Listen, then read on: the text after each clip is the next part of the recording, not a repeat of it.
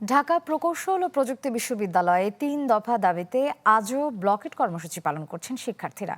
সকাল থেকে বন্ধ রয়েছে ক্যাম্পাসের মূল ফটক।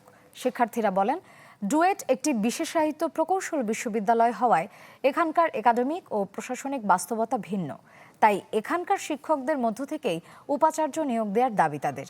এদিকে পুলিশের উপর হামলার ঘটনায় অজ্ঞাত ২৫০ জনকে আসামি করে গাজীপুর মেট্রোপলিটন সদর থানায় মামলা হয়েছে। ঈদ আসবে, সাথে ক্যাশব্যাকও আসবে। নিজের বা প্রিয়জনের জন্য কেনাকাটায় এবারও নগদ পেমেন্টে পাচ্ছেন দারুণ ক্যাশব্যাক। তাই যাই কিনুন, পেমেন্ট করুন নগদে।